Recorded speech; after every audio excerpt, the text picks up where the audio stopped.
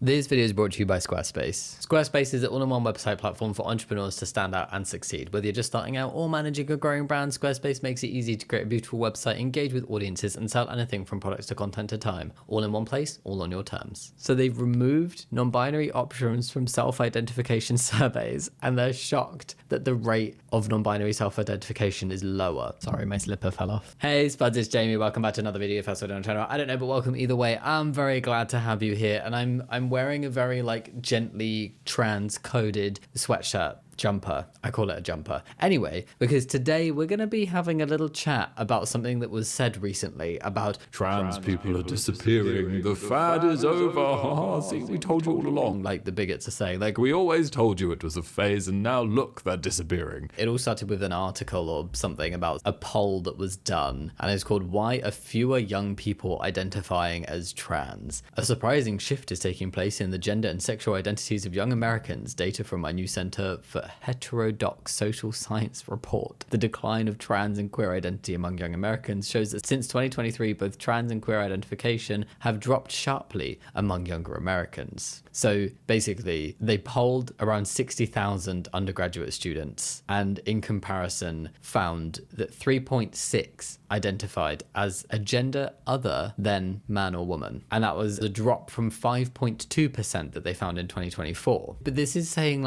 trans and non-binary identification is declining on American campuses. Share of students not identifying as male or female, 2016 to 2025. We're going through an article that shows that this is absolute crap, by the way. But what I'm curious about is how can you make that kind of claim where you're just looking at non-binary people who fall under the trans umbrella, but you're not talking about binary trans people, and then you're also mentioning that you're seeing a surprising shift in sexual identities as well, but there's no mention of sexual identity. I'm really confused. This is just all about non-binary identities. Because what happened from this is a very well-known, very right-wing online personality who I'm not going to give any attention to on the channel went transgenderism. And if somebody says transgenderism, they don't know what they're talking about, so you shouldn't listen to them on trans topics. Transgenderism is effectively over. We destroyed it. Clearest and most decisive cultural win that conservatives have ever achieved. God, maybe they're trying to own this as a win because they know that everything else they do is shit. And this is shit. When I say everything else, I don't mean that there was any positive in this. Not that they've done anything okay, right. Let's have a reset. Because what's confusing me is how this has gone from there's been somewhat of a decline in non-binary identities in the last couple of years to being trans is over. We destroyed the transes. We've stopped them identifying as trans. Because you're not even talking about binary trans people here. You're only talking about a certain group of people who are under the trans umbrella. No explanation as to where this decline has come from. Nothing more. No appreciation that perhaps there may be a decline because of the massive increase in hate and taking away of rights, which typically stops people feeling comfortable coming out or openly admitting when polled their identity. That really could be something to do with it. So what we're going to do today is read through a fact check. No, there is not a new survey showing trans identity is decreasing. And also, before we get into that, I wanted to have a look at some tweet responses to the research. So somebody quote retweeted the far right social media personality person who said transgenderism is effectively over and was like, okay, so you're here. The history of left-handedness, rate of left-handedness among Americans by year of birth. It started, it declined, and it went back up again. I think that's unsurprising. We'll read the article to see what it says, but just off the top of my head, it seems really obvious that we would see a increase and then a decline before an increase again, because that's how acceptance has gone. It's the reason why left-handedness went like this is because people started to stop training it out of kids and seeing it as a bad thing and just let kids write with their left hand if that's what came naturally to them. What we've had is over the past 10-15 years an increase in trans representation positively, I'm talking about, and progress in terms of rights and progress in terms of inclusion and progress in terms of just seeing trans people in media and on certain platforms. And obviously that is going to lead, just like with left-handedness, to an increase of people realizing that they are trans. It's not making them trans, it's just giving them the language to understand how they're feeling and realize that they're not alone. There's a reason why they've been feeling this way and they can live as their true selves. So we see that, and then we see a kind of beginning of an increase in people identifying as who they really are because they're realizing they can, then comes the big tidal wave of pushback and bigotry and like, Ew, no, what are you doing? you used to be really quiet and really tiny and I could just ignore you, but I can't ignore you now because there's a trans character in a Netflix show. Perfect. And there's trans people here. And then there's this huge big pushback, and it obviously makes people like, oh, I don't feel safe to come out. I'm going to wait a bit. So then it looks like there's a bit of a dip. That would be my analysis, just based on other things and just based on how acceptance and opinions towards the trans community have been going over the past like 5 to 10 years. It doesn't surprise me that there's a bit of a dip in the number of people publicly identifying as trans. As somebody else said, federally mandate the removal of non-binary options from self-identification surveys. Rates of non-binary self-identification go down. Stunning cultural victory, sir. Transgender is no more. Because that's how it works.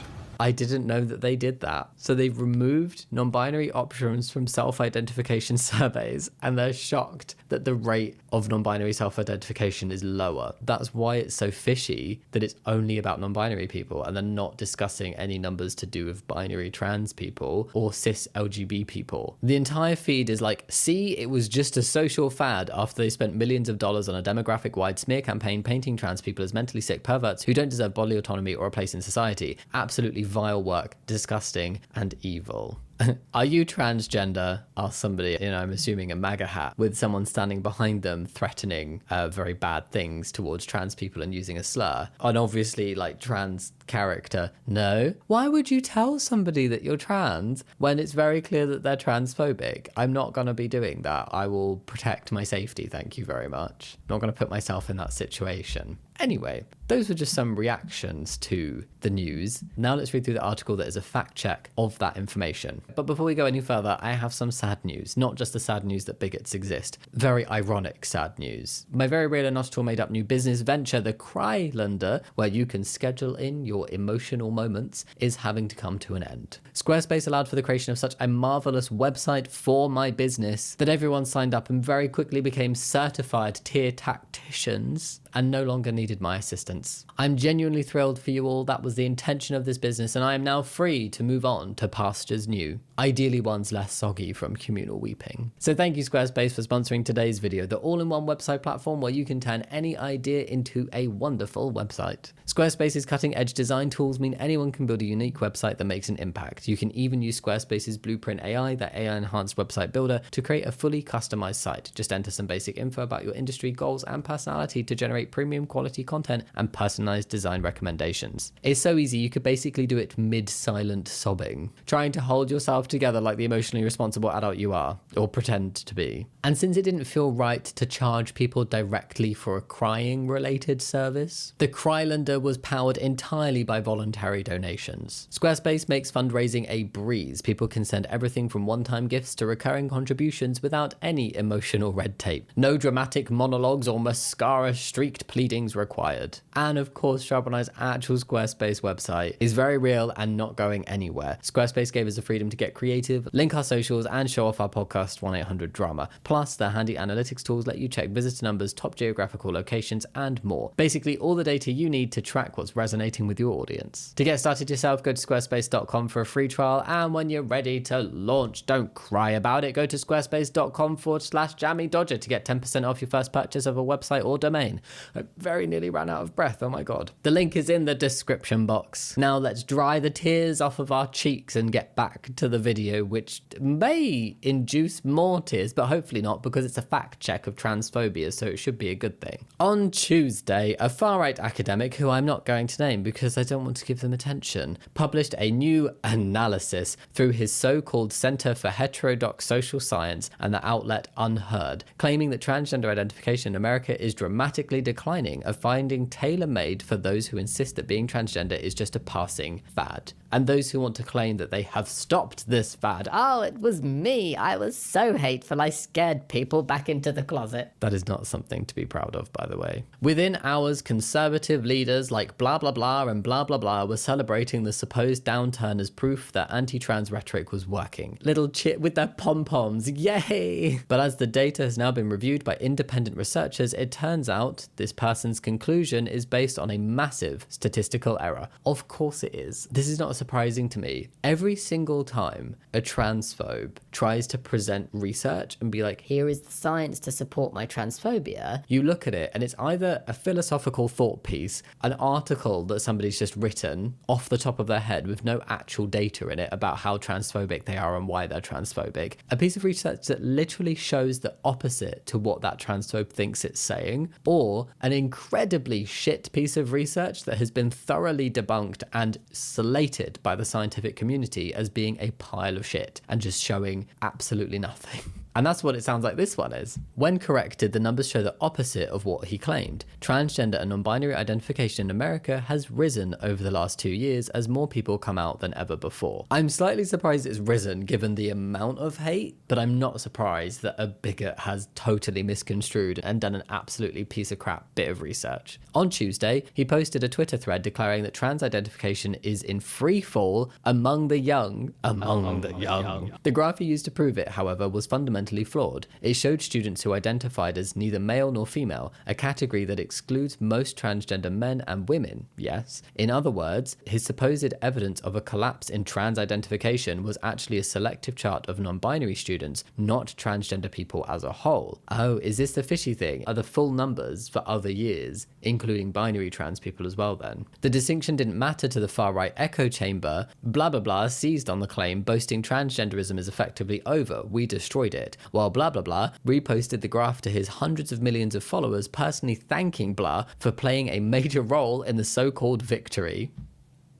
They're so abhorrently disgusting, these people. Like, so disgusting. Oh, the error didn't stop there. Researchers quickly discovered that his graph, based on data from the Foundation for Individual Rights and Expression, FIRE, a right-leaning organization, although FIRE disputes this characterization apparently, that studies campus speech, contained a fundamental methodological mistake. Surprising that. Data scientist Jacob Eliasson was the first to spot it. The guy who did the transphobic piece of shit, who I don't want to name. Blah, I should just be blah. Blah, blah, blah, blah, blah. Blah, blah, blah. Blah had run his analysis using the raw survey responses rather than applying the weighting provided by FIRE to make the results nationally representative. Without weighting, the data dramatically misrepresented the population and created the illusion of a drop where none existed. When Eliasson reran the numbers correctly, the trend line flipped entirely, showing that the share of students identifying as neither male nor female had increased, not decreased. Blah's analysis, in other words, didn't reveal a cultural shift, it revealed statistical malpractice. I am not shocked at all, like not surprised whatsoever that this has happened, that a bigot could not carry out a decent piece of research. It's the same with the CAS report, and it's the same with rapid onset gender dysphoria. It's just this research that is done sloppily and incredibly biased and looking for a certain result, that they will analyze things in a way, they will report things in a way, and they will miss out bits of information as well, I'm sure, in a way that shows exactly what they want the data to show, even though when it's analysed properly up to actual research standards, it shows the opposite of what they wanted it to. And so then they get scared. It's like as well the research into puberty blockers for trans kids. There was one study that was rushed through and was a pile of shit and done by the right wing. And that's what they're going with, even though it is wrong, rather than the really dedicated study that looked at things over a long period of time and into multiple different studies. They did a meta-analysis and all of this stuff, and it showed what the bigots didn't want it to show, so they completely ignored it. It's so hard to push back against people who are just brick walls who will lie, because once something like this is out there, it's so much harder to repair the damage it's caused for just super famous bigots to be posting about being trans is over. We did it, everybody. Woke is no more. Transgender people are on the decline because it's a fad. As soon as that's said, it can't be unsaid, and the damage repair on that takes such a long time. It's like 2 minutes to tweet that out, and it's years of work to try try and repair that damage. Like the damage caused by rapid onset gender dysphoria, even though that research was very quickly debunked and called a pile of shit and had to have a massive amount of changes that meant it no longer said what the bigots were parroting, that was years ago. It still is having a huge negative impact today. It is still a massive amount of fuel used by the transphobes now, despite how long it's been since it's been debunked. You can see the unweighted estimates dashed lines versus weighted estimates solid lines here, revealing the increase in gender non-conforming individuals to 10% where it has remained stable since 2024. Oh my god. Yeah. But oh look, there is a decline in the percentage of men. Should we be worried? Deriving casual claims about temporal effects from cross-sectional data is always challenging, but a good faith answer to the question of how the prevalence of gender non-conforming identification has changed over time is dead on arrival without surveying weights, says Eliasson. Multiple data scientists told Erin in the morning this is a fundamental mistake. To put it in context, every single political poll uses weighting. No one would pay for an unweighted one. I'd explain weighting as being representative. Without weighting, a survey is unrepresentative. For instance, if you survey 40 people randomly and then discover that 30 of them are male, that's not representative of the population, which is 49% male, 51% female. The bad graph doesn't take that into account, so you have to weight the female responses heavier to reflect they're representing half of the population, said Dr. Robert Bohan. A second way to see why weighting matters, imagine 2 annual campus surveys of gender identity. If one year the sample is drawn 90% from liberal arts colleges and the next year largely from rural campuses, you could observe a drop in LGBTQ+ identification that reflects sampling differences, not any real shift in the population. See, that makes so much sense. It's like I did psychology undergrad through to PhD, and certainly in undergrad and like masters when I had classes, psychology is typically a very woman-heavy degree. There is more women that do psychology degrees on average than there are men. That would be like if this person had come into just a psychology lecture to say, I want to see the proportion of students who are men versus students who are women in this university. And they'd done the poll and they'd then gone, Oh my goodness, this university has 70% women students and only 30% men. but it's inaccurate because if you go to other disciplines, they're more like man heavy than woman heavy. So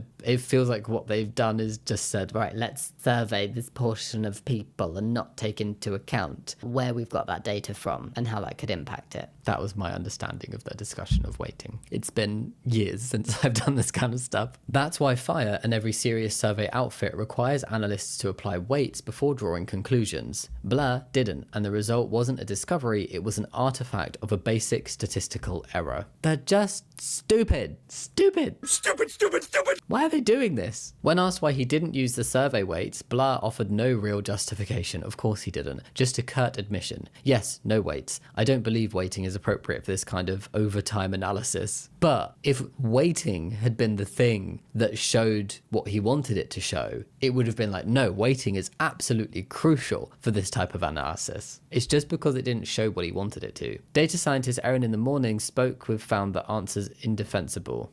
What is this? What does this mean? Data scientists Erin in the morning found that answer indefensible. In fact, weighting isn't less important in longitudinal survey analysis, it's more important. Oh, I'm shocked. Because each year's sample draws from a different mix of respondents, failing to weight the data means year-to-year comparisons reflect sampling quirks, not actual trends. If this is something you do, if you're trying to do a piece of research, how can you just fundamentally mess it up so badly other than purposefully? Because you want it to show what you want it to show, not what it actually shows. Blur's defense only underscored what the experts were already saying. His analysis didn't uncover a social phenomenon, it revealed a fundamental error in his own methodology. I feel like whenever you dig deep into the views of transphobes, you just reveal a fundamental error in their thinking. And this person took it one step further and was like, I'm going to do research based on my fundamental error in thinking, oh, it didn't say what I thought it was going to say. Oh, well, instead of taking that on board and maybe thinking about it deeply, let me totally bodge the statistics. To further confirm that Blur's lack of using survey weights would render the data in error, EITM contacted FIRE directly and asked if the data should be used with or without survey weights to do this kind of analysis. Speaking on behalf of the organisation, Carl de Vries responded, Hi Erin, FIRE strongly recommends applying the weights to all analyses, as this is a standard practice in survey research. And I bet you the guy who did the shitty piece of research has still not backed down. Most reputable data analysis shows the opposite of Blard's claim. Queer and trans identification continues to rise. Again, I am both surprised and not by this. I'm surprised because of the level of pushback, but not surprised because I just reacted to something in an LGBTQ plus meme video that I filmed where someone was like, I heard of the term trans first from you, Ben Shapiro, because you talk about it all the damn time. Although there's a lot of negative shit happening and a lot of hate going on, there's also a massive increase in conversation. And I think a lot more people know what trans means and what being trans is now than they did 15 years ago, even though some people may be introduced to that word for the first time in a negative context. That doesn't mean that they're not then going off and looking into it properly themselves afterwards if something resonated about it to them. But at the same time, a decrease really wouldn't surprise me that people were becoming more hesitant and more scared to come out of the closet right now. The Gallup poll, an industry standard in public opinion research which also uses survey weights, nice little dig there, found that 1.3% of Americans now identify as transgender, up from 0.9% in 2023 and well above the roughly 0.5% reported in prior years. Gen Z accounts for much of this increase, with LGBTQ plus identification broadly climbing across all categories. Far from fading, the data suggests that as stigma decreases and visibility grows, more people feel safe enough to be honest about who they are. I don't feel like discrimination and stigma is decreasing for the trans community. I just feel like representation is increased and people are probably more able to find bubbles of acceptance still, despite all the shit that's going on, which is then giving them the safety blanket to be able to come out. Readers should be skeptical of any research that skips the scrutiny of independent peer review. 100%. This is where a lot of the transphobic research that they use a lot falls down, because you realize it's either not been peer reviewed, or when it was peer reviewed, it was completely dismantled and the claims and the conclusions and everything had to be readjusted to then not state what the transphobes wanted it to state. But they go on the pre-peer review amendments, especially when it comes from ideologically driven academics using partisan platforms to launder bad data into public discourse. Blah, who has previously argued for so-called white self-interest and publishes through the vaguely named Center for Heterodox Social Science, is not offering neutral scholarship. He's doing politics dressed up as science. It's really dangerous when that happens. It's so damaging. Data is powerful, but only as reliable as the person interpreting it. When fundamental errors go unchecked, misinformation spreads at lightning speed, shaping policy and public perception long before the truth can even lace up its shoes. Oh, that is so accurate. Yeah, that sums it up very well. It's quite scary how much of a back foot these lies can set communities on. It's really, really hard to fight against people with money, platforms, and who are very, very happy to lie and abandon all their morals. It's almost impossible to get your point across. It's almost impossible to be heard when that's happening. But I have hope for the future. Anyway, thank you so much for listening. I just wanted to shed some light on the fact that it had been debunked, because I was seeing a lot of bigots lording over it and being like, yeah, we won. And I'm like, no, you didn't. You lied and you cheated again. So I just wanted to talk about it in a video. If you like the video, think about giving a thumbs up and subscribing if you want to, but no pressure. Don't forget to go check out Squarespace to make your own amazing website. And you're going to see some names up the screen of my lovely Patreons. Thank you so much for supporting me over there. And a big shout out to my top tier Patreons: Ginger Blues, Tig, Night Soul, Sugar Joe, Elden Cade, Nesta, The Third Hatman, Max Makes Mods, Della Nervin, River Champion, Chloe, Iona Balash, TNS Mum, Sally Drew, Randy, Albar, Marv Mallow, Rachel Raptor, Jesse M. Whistle, Gosco, Sienna Lamb, Slayer, Sarah Hobbs, The Paisley Prince, Riley Ray, Bill Dad the Showite, Triple Eight _ Mars, The Deck of Cards, Claire Henley, and Marin. Thank you so much. And thank you so much for watching. I'll see you next time. Much love. Bye.